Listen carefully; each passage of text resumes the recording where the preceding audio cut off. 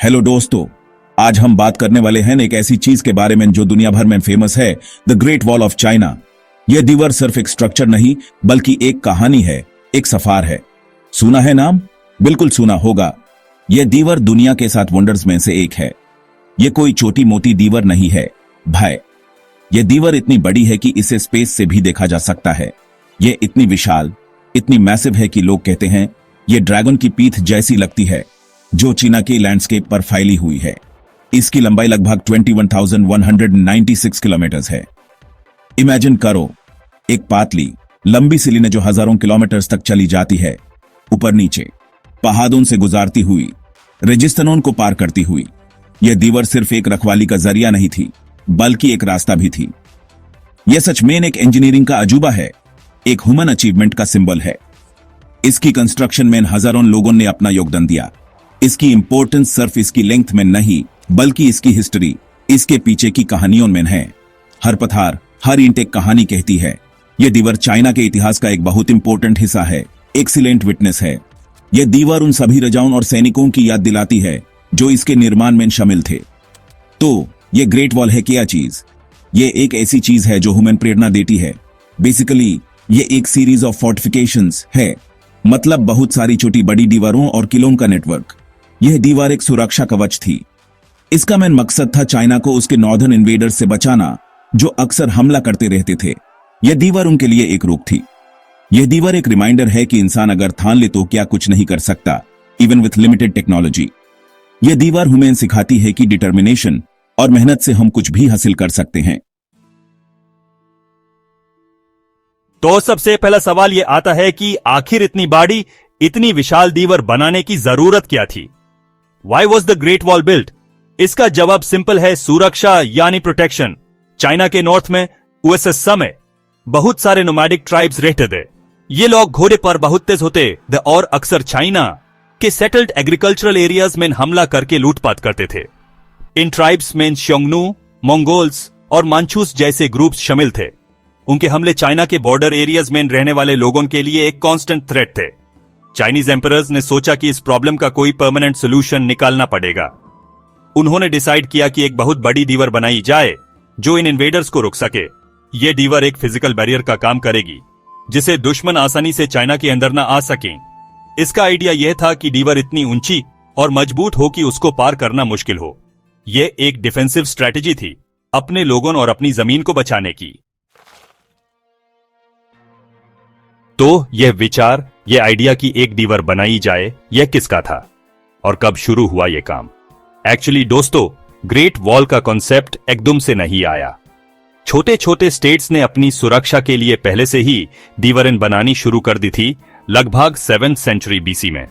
लेकिन जो great wall हम आज जानते हैं, उसकी शुरुआत का क्रेडिट जाता है एम्परर किन शी हुआंग को। हाँ, वही किन शी हुआंग जिन्होंने चीना को यूनिफाई किया था और टेराकोटा आर्मी बनवाई थी। उन्होंने ऑर्डर दिया कि जो पहले से बनी हुई छोटी छोटी दीवारें हैं उनको आपस में जोड़ दिया जाए और उन्हें और बड़ा और स्ट्रांग बनाया जाए। तो एक तरह से उन्होंने एग्जिस्टिंग वॉल्स को कनेक्ट करके एक ग्रेट वॉल की नींव रखी। अब सवाल ये उठता है कि इतनी लंबी और विशाल दीवार आखिर बनाई कैसे गई, वो भी उस जमाने में जब मॉडर्न मशीन्स नहीं थी। दोस्तों, यह सच में एक बहुत बड़ा चैलेंज था।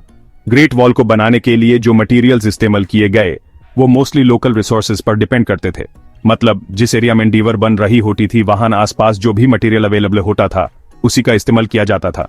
जैसे कि पहाड़ी इलाकों में पत्थरों का इस्तेमाल किया गया, प्लेन्स में यानी समतल जमीन पर रामेड अर्थ का इस्तेमाल होता था। मिंग डायनेस्टी की टाइम पर जो दीवार के सेक्शंस बने उनमें बेक्ड ब्रिक्स और स्टोन स्लैब्स का बहुत ज्यादा इस्तेमाल हुआ। ये ब्रिक्स और स्टोन्स ज्यादा ड्यूरेबल होते थे और दीवार को और मजबूत बनाते थे। इन ब्रिक्स को बनाने के लिए जगह जगह किल्न्स यानी भट्टियां लगाई गई थी। Section 5, mountain magic, engineering Marvels of construction, पहाड़ों पर कमाल। ग्रेट वॉल का सबसे इंप्रेसिव एस्पेक्ट शायद यह है कि इसको इतने डिफिकल्ट टेरेन पर कैसे बनाया गया। इमेजिन कीजिए, ऊंचे ऊंचे पहाड़, गहरी खयान और दूर तक फैला हुआ रोगेड लैंडस्केप। ऐसे में इतनी भारी दीवार बनाना कोई बच्चों का खेल नहीं था। चाइनीज इंजीनियर्स और वर्कर्स ने उस समय जो टेक्निक्स इस्तेमाल की वो आज भी लोगों को हैरान कर देती हैं। उन्होंने पहाड़ों की नेचुरल शेप का फायदा उठाया।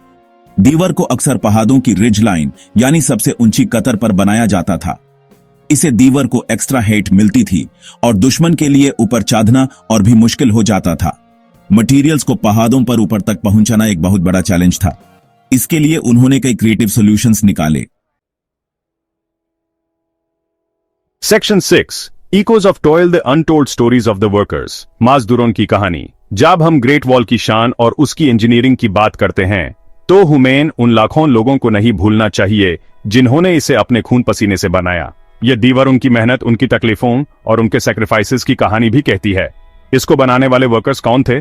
इसमें सोल्जर्स शामिल थे जिन्हें बॉर्डर पर तैनात किया जाता था और दीवार बनाने का काम भी करना पड़ता था। इसमें कॉमन लॉग यानी किसान और मजदूर भी थे जिन्हें फोर्सिबली इस काम में लगाया जाता था। और हाँ, इसमें बहुत सारे क्रिमिनल्स और प्रिजनर्स भी थे जिनके लिए यह एक सजा थी।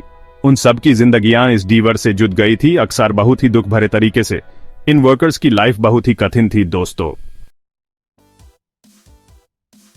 Section 7 guardians of the north battles and legends on the wall. दीवार पर जुंग और कहानियां।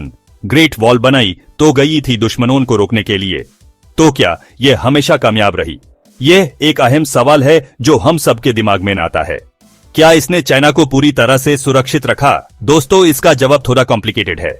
यह दीवार सिर्फ एक रखवाली का जरिया नहीं थी बल्कि एक प्रतीक भी थी। हान के मामलों में दीवार ने बहुत इंपॉर्टेंट रोल प्ले किया। यह दीवार एक मिलिट्री स्ट्रेटेजी का हिस्सा थी जो कई सदियों तक चलती रही। इसने छोटे मोटे हमलों को रोका और कई बार दुश्मनों को पहले ही रोक दिया।